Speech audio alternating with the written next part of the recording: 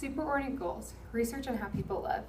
Superordinate goals consist of goals that cannot be easily ignored by members of two antagonistic groups, but whose attainment is beyond the resources and efforts of either group alone. Therefore, cooperative effort in order to attain the goals must be made. Problem statement. Love is the superordinate goal that binds the world together. True love is displayed in the Bible through the Shema. Love the Lord your God with all your heart, with all your soul, with all your mind, with all your strength, and love your neighbor as yourself. Yet people fail every day to love God and others well, resulting in a distorted worldview in need of a paradigm shift. Thesis. Researching how Christ's love is a superordinate goal that causes a paradigm shift in people's hearts and minds reveals how this paradigm shift enables people to love others well compared to 1 Corinthians 13:4-7, which then transcends into ethical leadership. 1 Corinthians 13:4-7 says, "Love is patient, love is kind, it does not envy, it does not boast, it is not proud. It is not rude, it is not self-seeking, it is not easily angered. It keeps no record of wrongs. Love does not delight in evil, but rejoices with the truth. It always protects, always trusts, always hopes, always perseveres." The research question. The main research question is, how well do people love compared to 1 Corinthians 13:4-7? It then produces 3 sub-questions. How well do people love themselves, friends or family, and stranger enemies well compared to 1 Corinthians 13:4-7? It also produces the question, has Christ's superordinate goal caused people to experience a paradigm shift in their own hearts and minds, allowing them to love others well? And lastly, how do people tangibly lead with love in the workplace in order to transcend that love into ethical leadership? Premise. When people do not replicate and accept Christ's sacrificial love, their worldview becomes distorted. This creates within their sphere of influence an unethical, unbiblical, and self-centered worldview in need of a paradigm shift. When a paradigm shift occurs, bringing Christ's superordinate love displayed through the characteristics of love in 1 Corinthians 13:4-7 to the workplace, ethical leadership and transformation occur emotionally, spiritually, physically, relationally, and with cognitive dissonance. Epistemology. Epistemology is how people know what they know. In the epistemology section of my research thesis, I explore the differences between unethical leadership and ethical leadership. Unethical leadership is rooted in sin, which is often rooted in pride and selfish gain. Ethical leadership is rooted in servant leadership, which was modeled by Jesus Christ.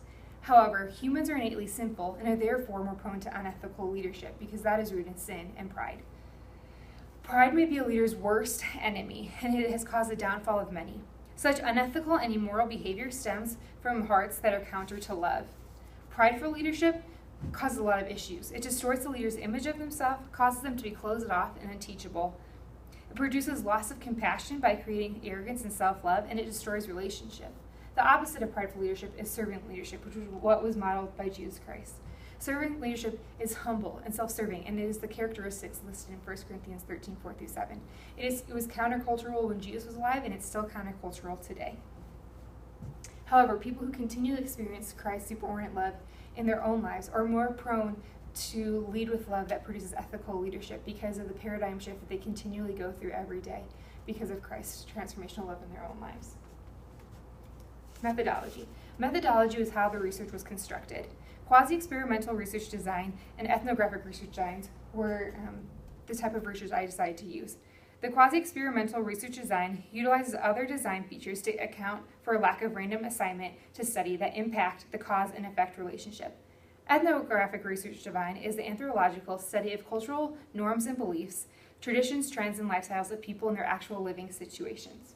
In order to conduct the quasi-experimental ethnographic research design, I had a random group of anonymous participants take a SurveyMonkey survey entitled "How Well Do People Think They Love" compared to 1 Corinthians 13:4-7, and it was modeled after a Likert-type survey. It consisted of 6 demographic questions of gender, age, income, race, ethnicity, religious worldview, and how often they had experienced Christ's transformational, life-changing love in their own lives. And 46 questions based off the love characteristics displayed in 1 Corinthians 13:4-7, and how well they love themselves, friends or family, and strangers or enemies. The results. The results support my hypothesis that those who continually experience Christ's transformational, life-changing love in their own lives are the most prone to love themselves, friends or family, or strangers and enemies well compared to 1 Corinthians 13:4-7. In order to conduct my research, I used SurveyMonkey. And so here are all my results listed. I had 57 participants total who took it. And then I was able to select, in order to compare, I selected, what I wanted to compare. So here's the Christian theists who believe, and as well as the continually experienced. And then I compared it with those who had somewhat or neutrally. For example, here is someone who continued to experience Christ's abhorrent love, the results from those 42 participants, and then here are the results from the same question on the 10 participants who had somewhat experienced Christ's abhorrent love in their own lives. Those are explored more in detail in my research thesis paper, but I just don't have time to do that now. Limitations, personal bias and self-perception of the participants who took the survey. It would have been a more well-rounded approach if the participant would have taken the survey and then friends or family would have taken the same survey about them, and then strangers and enemies to see how well they actually love. And then also Christian theists are more aware of their sin and their inability to love. So even though my hypothesis was completed, and those who continue to experience Christ's love in their own lives love the most, they also had really low answers in some cases, because I think Christians, the more they experience and have that paradigm shift of Christ's love in their own lives, the more they are aware that they cannot love without the Lord. Also, unequal number of participants. I had 3 postmodern participants, and I had the rest were Christian theist participants. 42 of those Christian theist participants said that they had continued to experience Christ's love in their own lives, where only 10 had somewhat said that they had somewhat experienced, and so it was hard to compare those results with different numbers. Time and energy, I would have loved to dive in more. Do people love themselves the most? Do they love friends or family most? Do they have strangers or enemies most? But I just didn't have time to do that. And then bias towards a Christian worldview is based off scripture, so that may have deterred some participants, or especially if they were atheist participants who did believe in a God, because they may view that this research is not valid. Application. Christ's love is a superordinate goal which causes people to love outside of their own capacity to love. He revolutionized how to lead through humble, selfless leadership, and turned leadership upside down through modeling servant leadership. Servant leadership embodies the principles of love displayed in 1 Corinthians 13:4-7. Ethical leadership is kind, is patient, is trustworthy, is unselfish, is truthful, is forgiving, protecting, and dedicated. People who are ensuring their business is to be resilient and profitable, their employees are motivated and loyal, follow these characteristics of servant leadership, which were displayed in 1 Corinthians 13:4-7. Patience, I'm going to go through the different characteristics of how they apply to ethical leadership. So patience with self and others benefits leadership because it requires time to understand, observe, and assess situations that may arise administratively or relationally. Kind leaders take notice of the people around them. Kindness, taken to the professional level, means creating and maintaining an intentional environment in an organization so that the frontline employees can deliver an authentic, enthusiastic experience, which benefits all parties involved: supervisors, employees, stakeholders, stockholders, customers, etc. Developing trust between leaders and followers is one of the most important and tangible ways to display love. Trust is one of the most powerful tools leaders can possess when paired with integrity and humility. Selflessness is a key component of leading with love because it requires leaders to think about themselves less and others more. It serves as a good reminder that leadership is a gift and not a right. It forgoes making idols out of possessions and is a choice they daily have to make. It requires humility. Ethical leaders lead with truthfulness and honesty. Followers understand that their leaders will never be perfect and they will make mistakes, but they expect their leaders to be honest and truthful.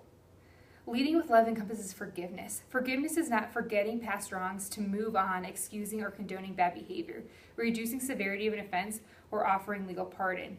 Ethical leaders are able to discern when to forgive an offense of their followers, themselves, or their fellow leaders have made. Leading with love requires dedicated perseverance. Dedication requires hope in what is to come and gives a reason to persevere. Good leaders do not back down from difficult times, but rise up to face them. They are willing to take people in directions that most are not willing to go. Hope is an important aspect of dedication. It produces optimism in the midst of adversity. Lastly, ethical leaders love by providing protection for their followers and organizations. Leaders are responsible for the followers' safety. People either operate out of fear or love. When people do not feel safe, they are more prone to operate out of fear, and fear has the tendency to produce lower quality performance, loyalty, and production. 1 John 4:18 says, "Perfect love drives out fear," When people know they are safe, they are more prone to operate out of love and generate higher performance, production, and loyalty. Therefore, ethical leaders who lead with love secure the pastures in which their followers are working in order to make them feel safe. In conclusion, researching how Christ's love is a superordinate goal that causes a paradigm shift in people's hearts and minds reveals how this paradigm shift enables people to love others well, compared to 1 Corinthians 13:4-7, which then transcends into ethical leadership within the workplace.